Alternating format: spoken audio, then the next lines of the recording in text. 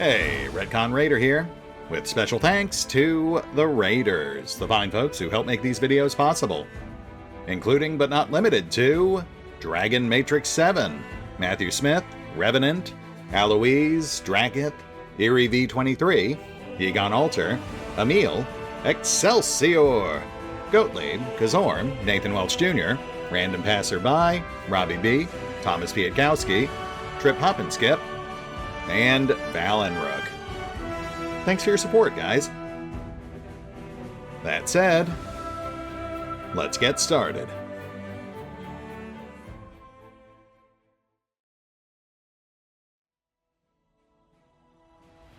And welcome back to Pathfinder, Wrath of the Righteous, as today we embark on the next leg of our grand adventure. As you can see, we're currently out in the midst of the World Wound. That's because I actually was just testing out our new teleportation transit system, which is significantly faster, but also involves jumping through 6 loading screens, so I figured there was no reason to make you sit through all that. It still does take 1 or 2 minutes to actually get through all those transitions. But on the bright side, it got us out here in 0 days and 0 hours, and now it's just like an 8-hour jog to both the Ivory Sanctum and the Desolate Hovel. I will also note, I did end up running a 48-hour poll to decide where we're headed next, and it was not even close. Easily 2/3 of the Raiders ended up voting in favor of heading for the Desolate Hovel first, making a grab for that liquor, which, I mean, I guess does track. They are Raiders, after all. So that's where we're headed first, though we will set our sights on the Ivory Sanctum afterwards. We'll just have some general cleanup and events to catch up on and such, I imagine, by the time we've actually finished with the hovel. Let's give this place a gander.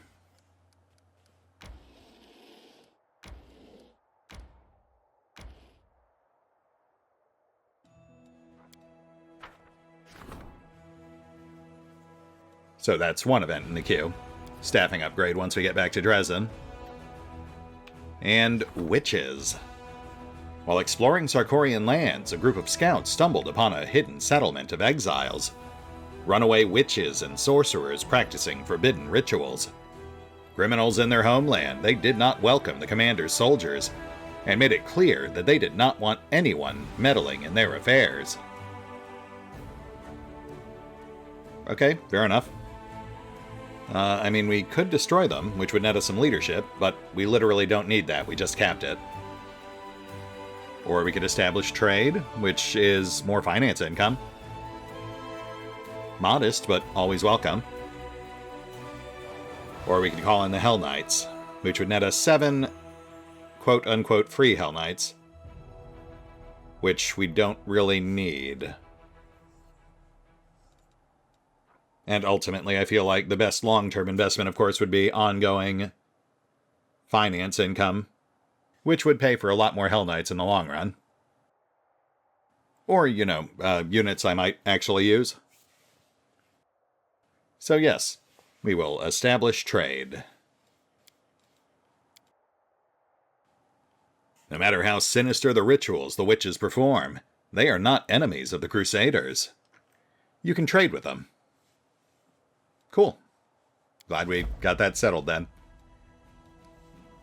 And we also freed up our leadership slot, so let's get something else going. We don't really need morale. We're maxed out on that as well. So I guess it's just Royal Conscription.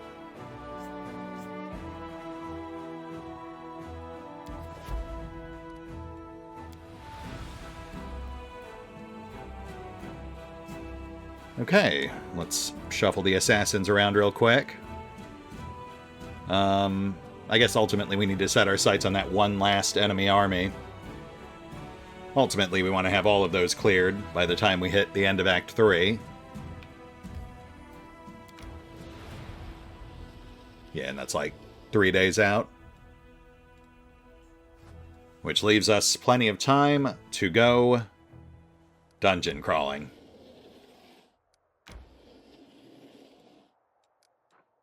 The Desolate Hovel. A small house in the Sarkorian wilderness, one of the thousands that remained empty after the demon invasion. The roof is leaking, the walls are crumbling, and there's no path leading to the entrance. And yet, this hut seems different from the other ruins somehow. An imperceptible sense of doom emanates from it, and even demons tend to stay as far away from it as possible. Well, good. More liquor for us, I guess. I'm sure it's fine.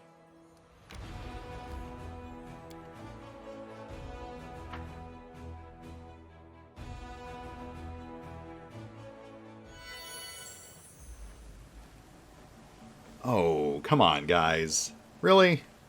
It was only an 8-hour march. But fine. Yeah, we have to set up camp before we head inside. We're obviously not going in fatigued.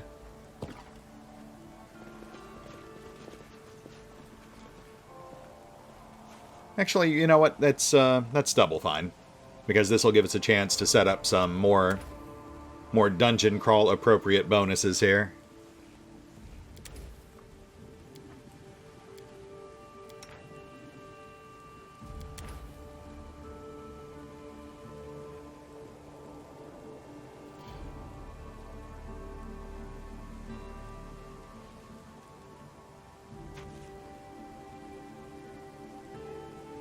Let's go skill checks and reduced armor penalties.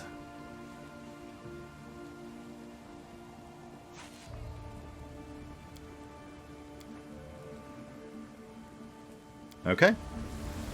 Do you know what I like, old Reggie? You know that all the talk about the Crusades and good deeds and true friendship ain't worth nothing. You don't try to deceive anyone. You're a rock, Grandpa Reggie, unshakable. You have my respect. Take your hands off my coin pouch and keep them where I can see them. Yes, that absolutely makes sense. I appreciate Regel's restraint. He let Waljev keep his hands. Anyway, back to the whole adventuring thing. Come on, guys. Oh shoot, no. All right, let's hit the pause button real quick. I will get our guys set up. Tell me, and I'll do it. And then we will head inside. We'll be right back.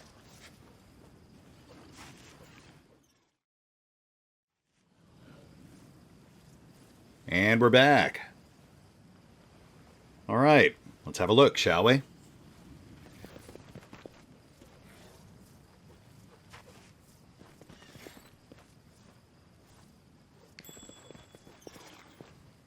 Hidden corpse, always a good sign.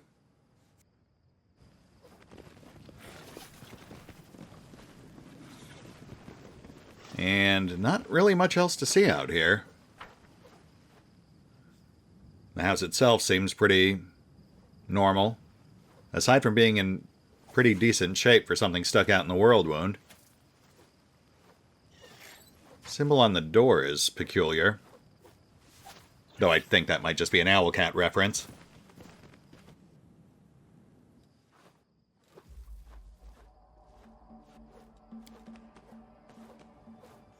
An old cauldron with the smell of alcohol still lingering around it. It is smashed and beyond repair. Well, that's a shame. Everything else in here seems pretty intact. Ingredients, we'll take those.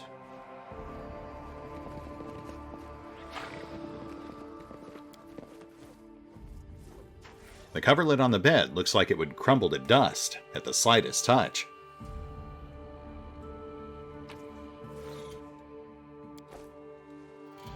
So not just a moonshiner, but also an alchemist. Oh.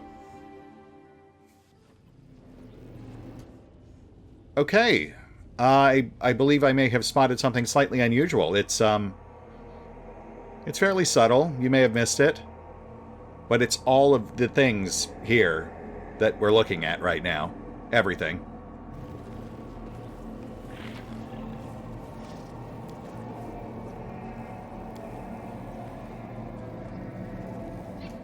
Many of the bodies in the jars are those of tieflings or half-fiends. Many of them are strangely deformed, or show multiple stitches and incisions. Delightful.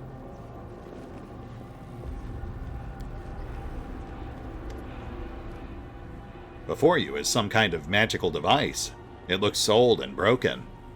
A large, oddly shaped crystal is wedged tightly in a slot in the device. A crystal, you say? Day 16. Abadius 4662. Experiment transformation. Subject young male, half-fiend. Objective to study the properties of hybrid souls. Desired result to see the same results that were previously achieved on full-fledged demons. Oh! Suture, bring me one more crystal. I believe I'm almost there. Ah, it's you. Good. Very good. The Dretch demon that appears before you is a pitiful specimen, even for his own ilk, which are distinguished by neither strength nor a terrifying appearance. His peeling skin is covered in scars, and his hands are twisted at an odd angle and have a slight tremor. But he stretches his mouth in an approximation of a grin. Have a look around. Go ahead. Meet the locals. They're not the best housemates, but there's never a dull moment. You'll like it. Here with us is definitely the place for you. Oh, is that so? And who exactly are you, to tell me where I do and don't belong? Me? Why do you want to know? They call me the Suture. I'm the custodian of this place. The big expert, you know? With big, expertise. I know all there is to know about it. Things nobody else knows. The demon seems truly puzzled by your question. You know, you really don't look like a baddie. You're funny, but sad. Oh, I'm awful bad. Just too weak to do much about it. Do you think it's easy to do bad things in this mangy body? Maybe I could wage a genocide against the lab's rat population. A bloody one. The demon snarls unconvincingly, showing off his crooked teeth, which makes Ember giggle. Don't go making friends with the demons, dear Ember. Even with that charming smile of his, I do believe he would snatch you away and gobble you up if given half a chance. He wouldn't, but he would scare me. I'd ask him to come with us, but he won't come. I can tell. Ember smiles cheerfully. That is interesting. I mean, obviously, you've got to take anything Ember says with a grain of salt, but she does give me the impression she's generally a lot sharper than she lets on. So if she seems to be convinced that this guy means us no harm, then I am inclined to trust her on that. You're a strange lot, aren't you? And I definitely won't be going anywhere with you. You'd probably gobble me up if given half a chance. Yeah, that's fair. Hey, wait, I do know you. You're the guy who tossed me that crossbow back in Canabras when I first woke up, right before I kicked Discari's ass. How did you... Maybe I was disguised. Maybe I did speak to you. Fat lot of use that knowledge will do you. Do you think now I'll just bare my soul and reveal all my secrets and whatnot? You can think again. The Dretch seems astonished at first, but stops himself and offers a smug grin. Well gosh, if that's your attitude, then why'd you even start talking to me in the first place? What are you, just bored? Out of boredom. I've been stuck in here a long time. We don't see new faces very often, but it does happen. People come across this place by accident, wriggle inside, and then can't get out again. And isn't it a good thing I learned to speak your language? You won't find a dretch as educated as the old suture here. The demon grins. Look, ugly mug, here's the deal, okay? The lady of the house ain't been home in a long time. Nobody knows when she'll be back. Fancy showing me where she keeps her trinkets? Her favorite necklace, that sort of thing? I'll give you a cut, of course. Favorite necklace? If she had one, it'd probably be made from the ears of young tieflings like yourself. Nope, I won't help you. Rob the place to your heart's content. Rummage in all the cupboards, open all the chests, and I'll have a good laugh at your expense and eat what's left of you for my supper. If there is anything left, that is. You two done?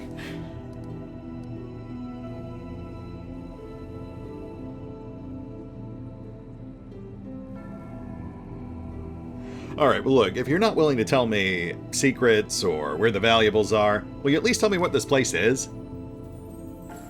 I came out here looking for moonshine. I've got no idea what the rest of this jazz is. What? You mean you don't know? It's my Lady Aurelius, her old laboratory. She used to live here back when she was still mortal, before those Sarkorian dogs came and took her and tossed her into the threshold. But they only found the house. They never got into the lab. The demon's voice trembles oddly. I mean, yeah, obviously this is Aurelius' lab. We just saw a projection of her. But the thing that really kind of jumps out at me here is that based on what Thaberdine told us, it means she was moonshining on the side just to keep the locals off her back. Which, on the one hand, feels like it would be beneath her, but at the same time, that would be a great way to keep the locals off her back. My lady came back here after, when the Abyss had already bitten off a chunk of your world, and Sarkoris had become the world wound.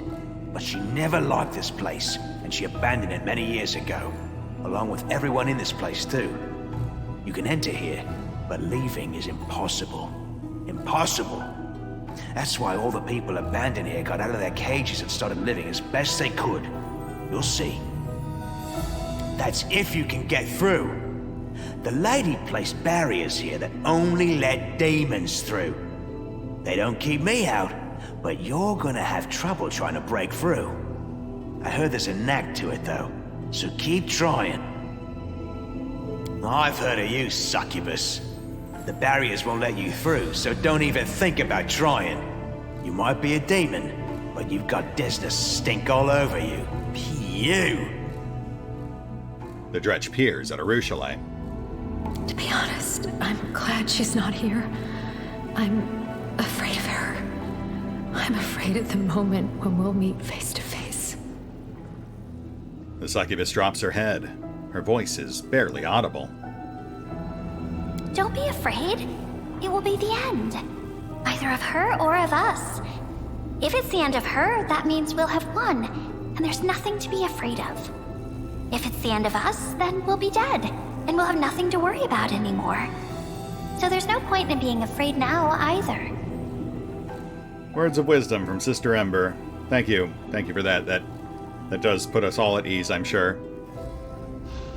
So hey, how exactly do we get out of here? I mean, I'm on good terms with Aurelu. Not exactly besties, but I don't think she'd mind if you told us where the exit is. Maybe I'll tell you. What harm will it do? But first, go and take a look around. The answer's not as simple as you might think. Okay, yeah, sure. I mean, I was going to go around touching everything anyway, but now I've got permission, so... Be careful. This place is dangerous. It hides many things that have never been seen beneath your sun. It is not my land, but it isn't yours either. The demon tilts his head, speaking in a calmer, more serious tone. Interesting, so not... Oh, why thank you. So not a single real threat in there. He really did seem kind of concerned about our well-being, even tossed in that warning at the end. That is very intriguing. Though we have seen before that Arielu clearly has some sort of vested interest in us. So I guess that does track. Stairs are broken. And we do have Dimension Door. We could try popping up there anyway. A woman's body clings to the wall, like she was trying to scratch her way out. Right. The door was sealed when we first got here. So I guess without Sutra to open it for you, you would just stay in here and starve to death. That's, grim. And again, does seem to be another sign that Sutra and or Arielu have a vested interest in our survival.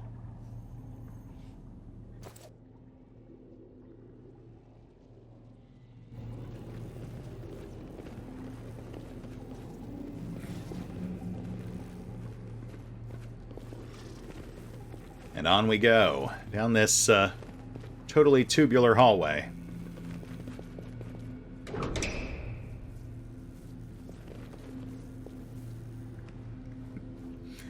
And the first stop on our tour is right here.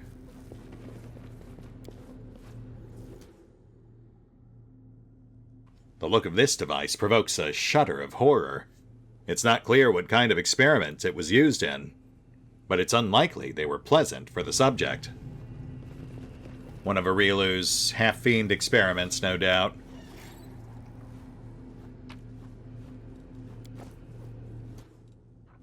Cloak of the Ancient Herald. This cloak once belonged to a Shabti known as Clement, a devotee of the old gods of Osirion.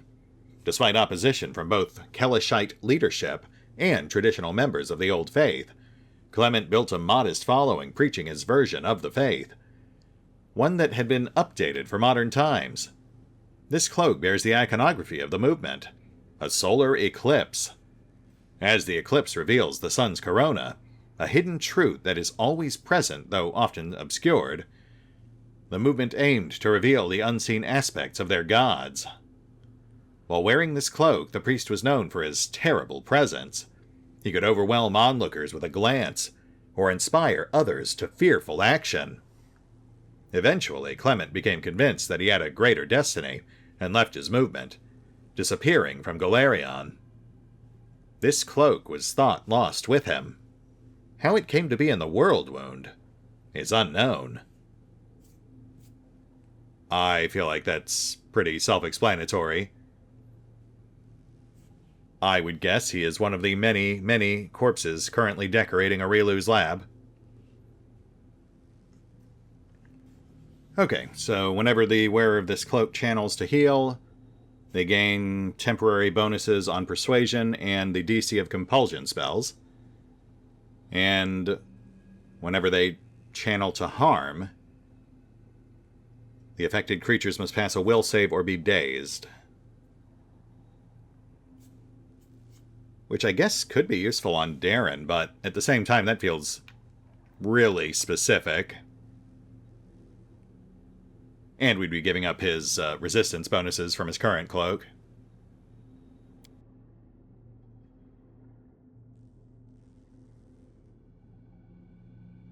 Yeah, I feel like this is just too circumstantial to really be much use. Maybe if we had set Darren up to be a more aggressive enchantment debuffer or something. Let's see what else we've got here. And some baddies, shadow demons. It begins.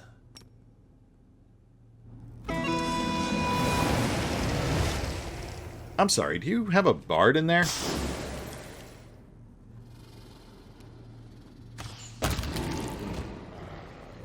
One down.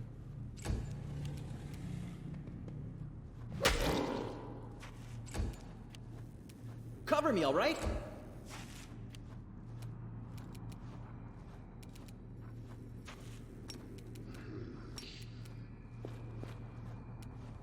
Ah, too far.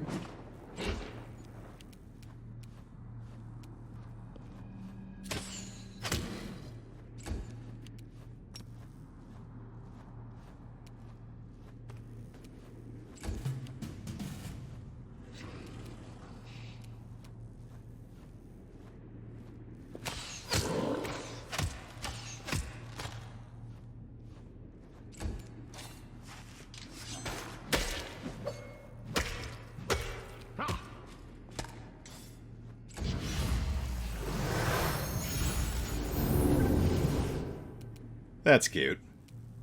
Stab you or zap you? Why not both?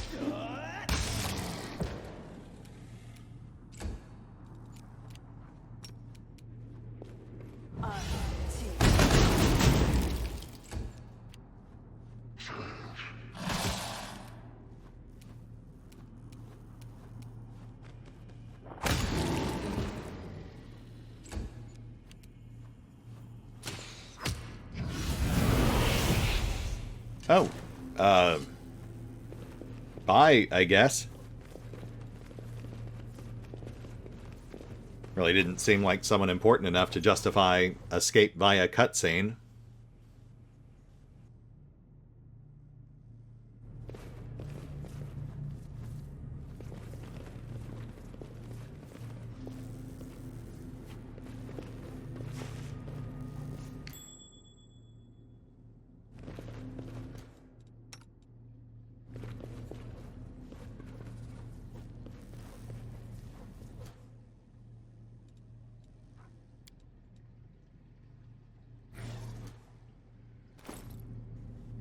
Okay, let's hedge our bets here.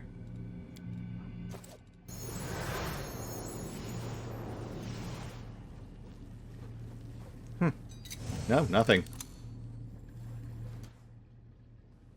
I really thought they'd have someone hiding right around the corner. Like that, yes. Corrupted rat swarms. Delightful.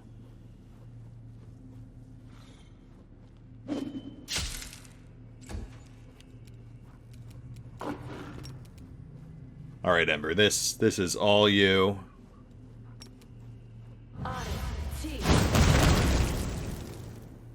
Oh my goodness, look at that. I will absolutely take that.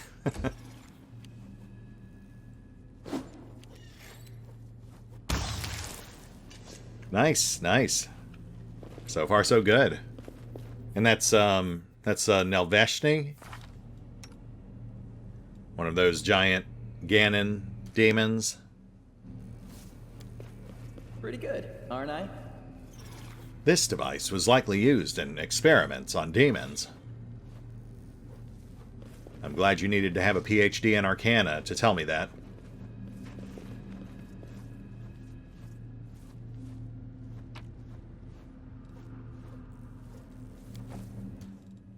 Ancient scrap of script-covered leather.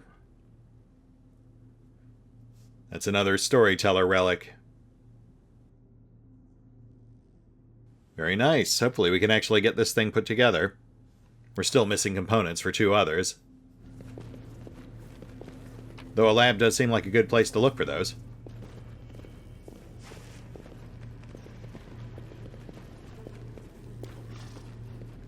The sign says, Old Wing. Ah, transition. Oh, hi there. I didn't even notice you there. I'm sorry, I'll be right with you. Let's have some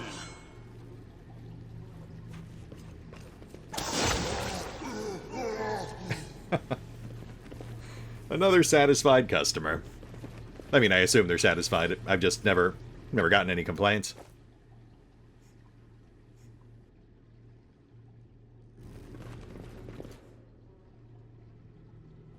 And I think we may have just found our mysterious purple crystals. Greater carnivorous crystals.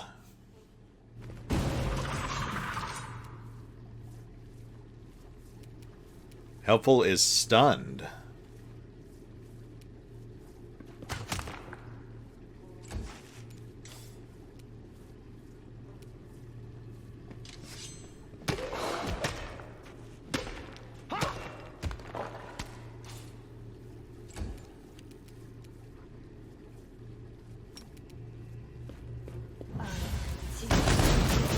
Hey, that's more like it. And that's one down. Distract them from me. Thanks, Waljeff.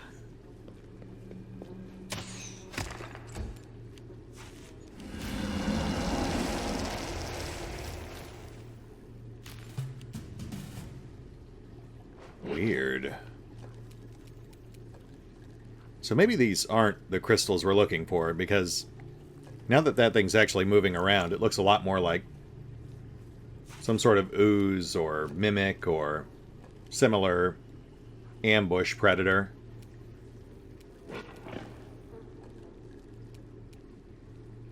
I will resist! So the other one stayed in crystal form when we killed it.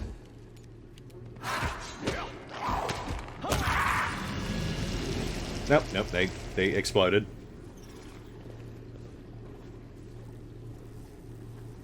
How are we on world knowledge? A few points shy, but we can cover that. Rules are made to be broken. Ember, would you please help Darren out here?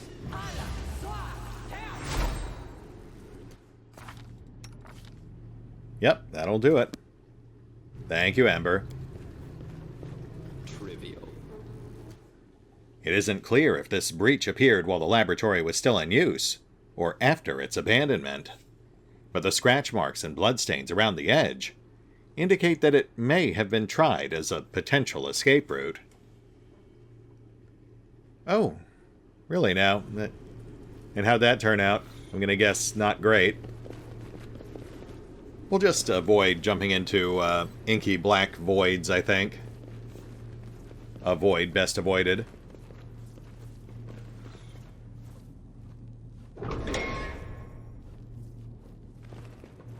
And we've got a storage room? Expedition boots. Plus 10 to athletics and plus 5 to mobility. Yes, please. That is going right to Vex. The higher his mobility is, the more use his riding skills are. That's a second line of defense on Kaz. Though we do have some overlap here with the shirt of the Blazing Fighter. I'm not going to worry about that right now, but I might. I might shuffle things a bit later during the between-episode bookkeeping. Wow, we are pretty respectable on both athletics and mobility.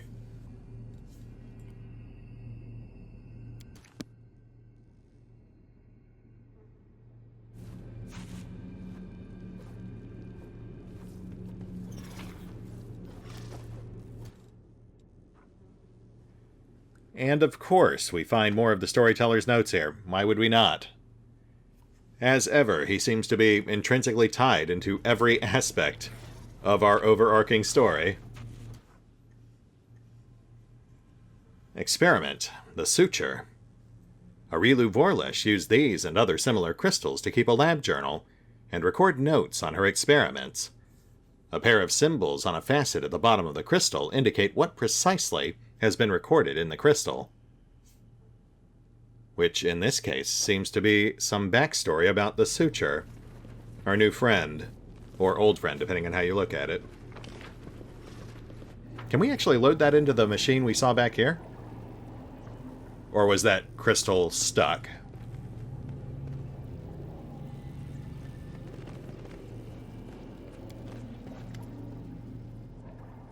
Right. It does specifically say that it was wedged in. Fair enough. I'm sure we'll find another one somewhere deeper in the lab.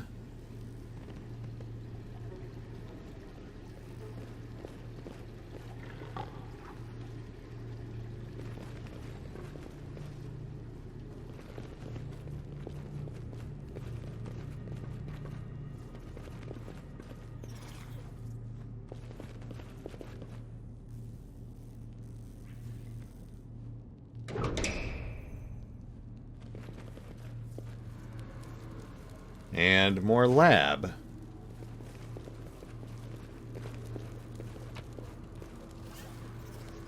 Midnight Bolt.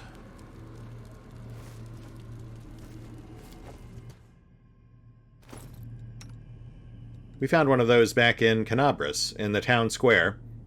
Right where we shot Discari with the crossbow that Suture gave us.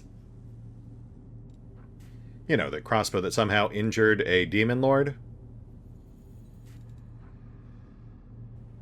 I'm sure that's just a giant coincidence.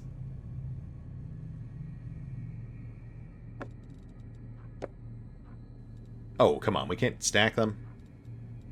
Fine. I'm quivering at the thought of actually losing these things. They feel very important.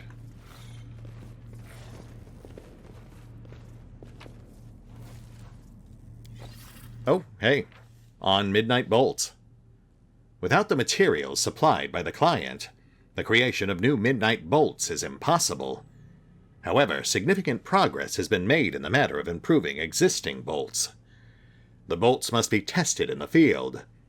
The upcoming celebrations in Canabris may be the best venue for the trial run. You don't say. I don't suppose that's the same celebration I woke up at. You know, the one where Arilu's assistant tossed us a perfectly normal crossbow with which to shoot a demon lord. And not just a demon lord, but the one that happens to be her patron.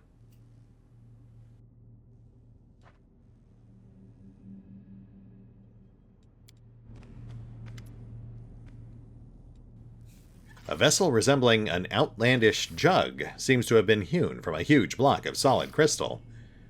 Veins of bright purple running through the crystal pulse with light. A crimson droplet falls on it, triggering a vibration deep inside. You look down and see a scarlet stain blooming on your chest. Your wound is reopened in the blink of an eye. The object provokes a maelstrom of emotions within you. Aching nostalgia, the agony of loss, bitterness, disdain, and wicked mischief. It seems it was very valuable a long time ago, but now it is simply a piece of glass with an overwrought design. You feel an irrational desire to find a new purpose for it, a purpose that will make its creator turn black with spite.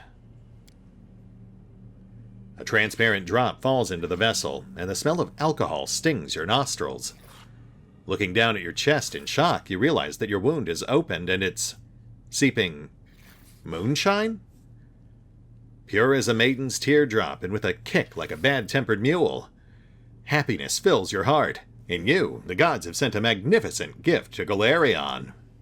A wellspring of liquid courage and cheer.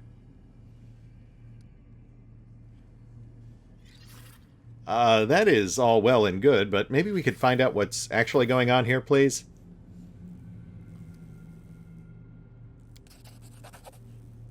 Presumably, the object before you is a magical repository for a soul, similar to those used in various evil spells.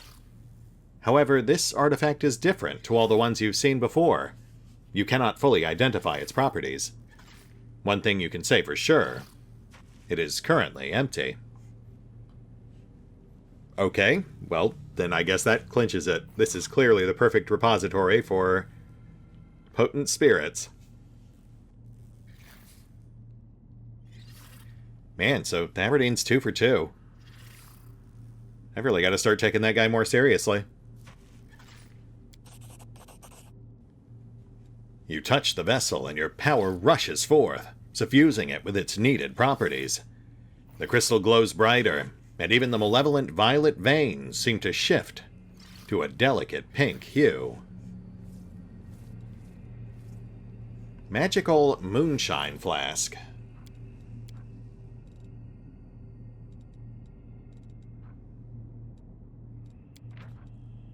This vessel of clouded crystal veined with violet once served some very important magical purposes, but the commander found its best use yet, for brewing moonshine.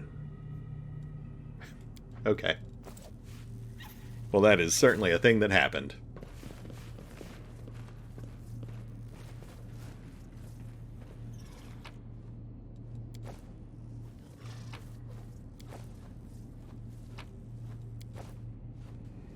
And then nothing else of note.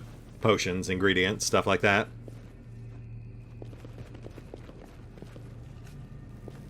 What is going on here with this aura?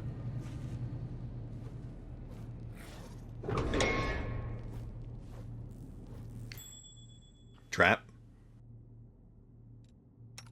Don't mind me.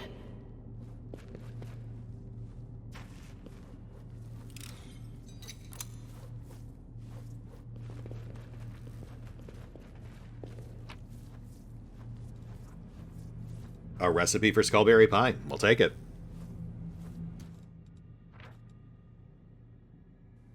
Scribbled page from Aurilu's laboratory. The fight for Canabris marked the beginning of the Fifth Crusade. The next objective is Dresden, once the capital of the Crusader movement, and now a demon citadel. Who will win? It is an equation with an infinite number of unknowns. The finest military minds failed to bring an end to this war, but a new leader now stands in command, one different from all the others.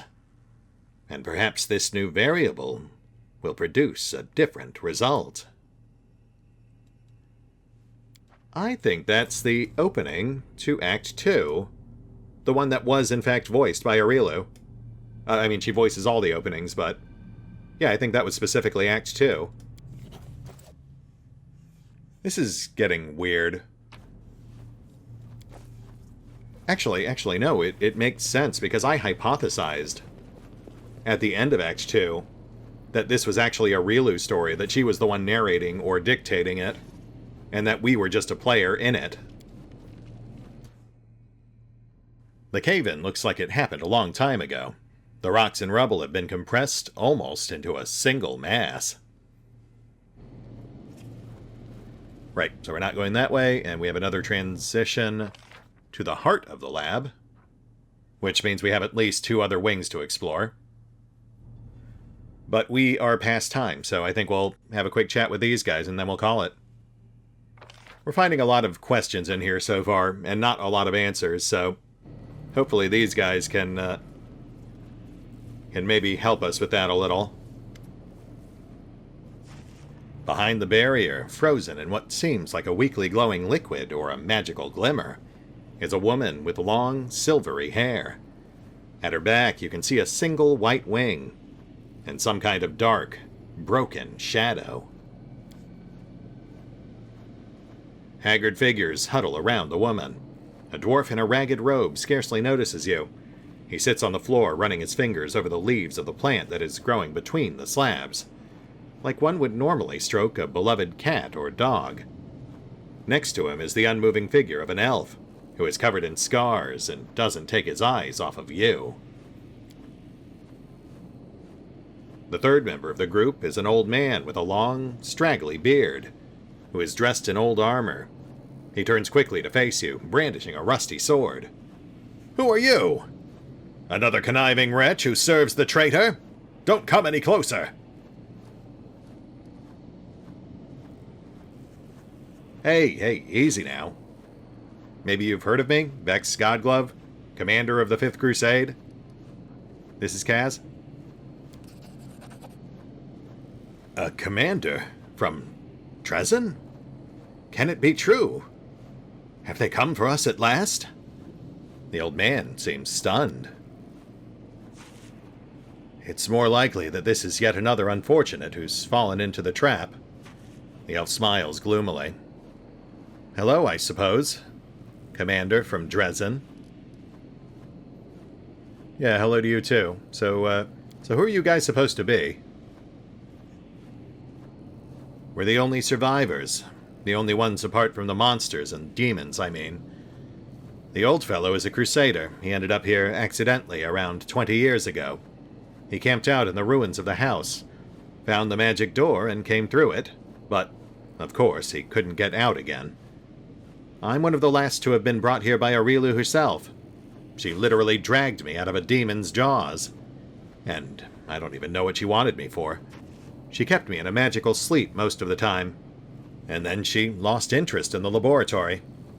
And the druid, that one making friends with the plants and the roots, he's been here since the very beginning. I think he's from Sarkarus. But he's half mad and wasn't a talker even back when I first met him. So we don't know his name or any other details about him. He grows food for us, and he doesn't talk. He's the best neighbor you could hope for. The elf chuckles bitterly.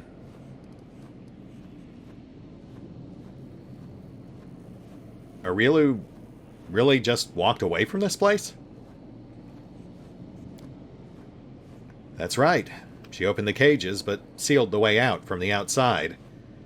What else were you expecting from the architect of the world wound? Compassion and mercy? Sometimes I think that leaving us here was just another one of her experiments. And we're just rats in a maze. Well, I assume you've tried to find a way out? Countless times. By whatever means we could think of. And nothing worked. Maybe if we'd had a powerful cleric or spellcaster among us. Then again, seems unlikely if Arielu imprisoned an actual angel down here so easily, doesn't it? The elf nods towards the unmoving, winged woman. We can't even explore the whole laboratory. Some of the passages are blocked by barriers that only let demons through. So you've been here for at least 20 years. How have you survived? With difficulty. There were more of us before. Subjects of Arielu's experiments, mortals and demons and other abominations. When she left and we were all freed, it was chaos. The demons killed everyone they could, then they turned on each other. The mortals who survived set up a base here. The druid grew food for us, and others kept the demons at bay and tried to find the way out. New arrivals would appear rarely, unlucky travelers or reckless adventurers who ended up here by accident. As you can see, we're the only ones who survived. Right. And what's going on with her? We found her like this, and we couldn't break through the barrier. She must be sleeping, or at least immobilized. We call her the Protectress. A priest from Brevoy came up with the name. He used to be one of our brotherhood here, until the demons got him about 7 years back. We call her the Protectress because the angel's aura, even caged, protects us from the demons. This place is still crawling with them. We try not to stray too far from her. She is all that's keeping us alive now. Oh, yes, right, yeah, so that's the aura we saw out in the hall. That makes sense. Alright, can you tell me anything else about this place? It might just be wishful thinking, but I guess there is some way to get through those barriers blocking us. We tested them so many times. They only allow full-blooded demons to pass through them. Except the barriers were here long before Arielu abandoned the lab, which means that she was able to walk through them somehow. Maybe she had a key that we can look for? Who knows? There's one more thing. I've heard the demons, the sentient ones, mention something called the Lexicon of Paradox. I don't know what it is, but they talked about it like it was an artifact of some kind. A relic. In other words, something valuable. So it's possible that it could help us get out of here. But I don't have the slightest idea what it is or where to look for it. I'm gonna guess it looks like a book, but no, that's great. That gives us something to go on. Thanks. So we are looking for a key and or the Lexicon of Paradox, which could very well be our key.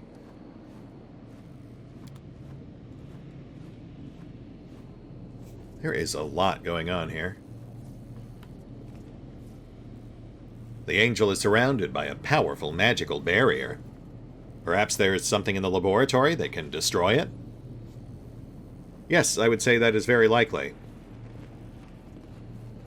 So I guess we will also look for that. Hey, look at that, cold iron. Fantastic, that's the last ingredient we needed to reforge that ring. Also, access to the storyteller, which we do not currently have. But, you know, one thing at a time. That said, we are currently past time, so I feel like this is a good place to call it. We've more or less cleared out this first wing of the lab, and we've got at least 2 more ahead of us. 3, if you count the tortured angel here.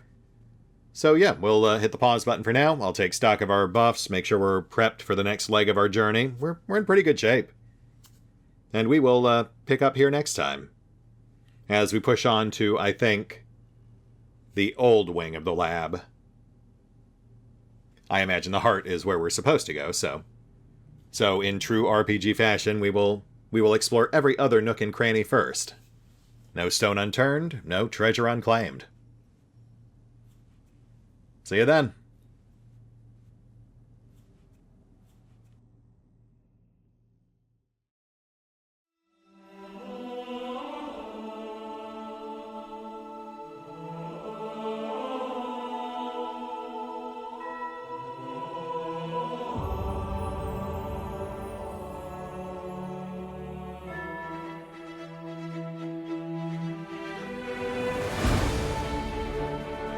Oh, and remember, although I do love playing Pathfinder, Wrath of the Righteous, you can find out more about the game by visiting the official websites. And if you'd like to help support the channel, then feel free to push the buttons that do the things, or maybe even check out the Patreon, the YouTube memberships, or the Nexus GG page. Links are in the description. Take your hands off my coin pouch and keep them where I can see them.